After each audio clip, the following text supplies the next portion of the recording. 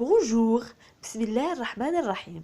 Aujourd'hui, et concernant notre cours, je vais entamer comment rédiger un récit. Comment rédiger un récit.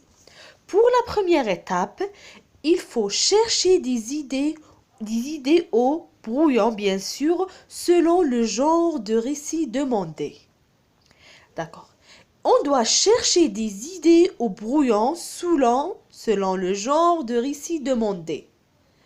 Veut dire, on doit chercher des idées selon le genre de récit. Pour trouver les bonnes idées, il faut bien déterminer le genre de récit attendu.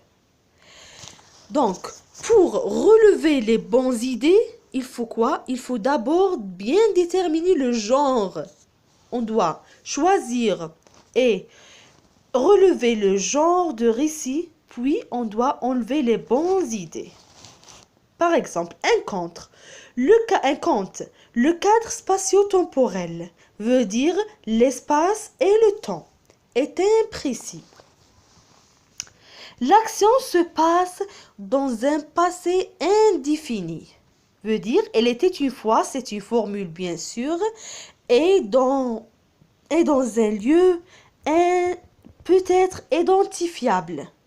Le royaume d'un roi. Une chaumière, une forêt, une contrée lointaine, etc. D'accord. Pour les personnages. Les personnages sont souvent définis, on connaît les personnages souvent par leur métier ou leur lien familier, frères, sœurs, ou caractère n'est pas nuancé. Nuancé veut dire n'est pas une grande différence. Pas nuancé, pas une grande différence. Et se résume à un seul trait.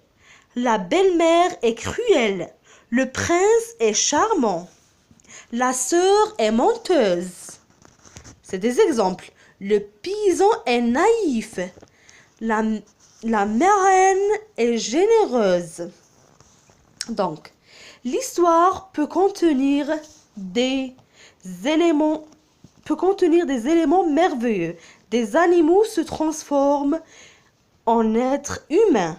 Un conte, c'est des éléments merveilleux qui n'est pas réel.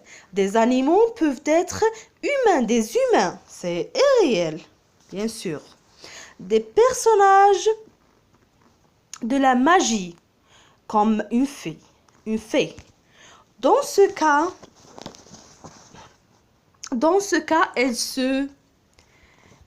se termine toujours bien. Mais le conte peut aussi être l'illustration d'une leçon sur le bien mal. Bien sûr, le conte la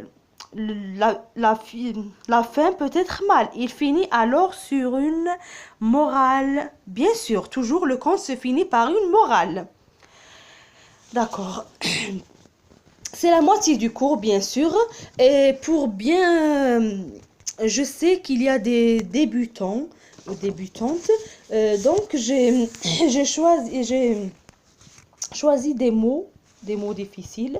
Comme chaumière veut dire en arabe cour. Ou contrée veut dire beled, pays. Merci beaucoup pour votre attention. C'est pour le premier cours et la moitié du cours. Je sais que j'étais un peu stressée et je sais pas comment dirais-je, mais c'est ma première fois, bien sûr. Soyez les bienvenus dans ma chaîne. J'aime abonner, s'il vous plaît. Et on se rencontrera dans le deuxième cours. Allez, à la prochaine, Inch'Allah. Bye.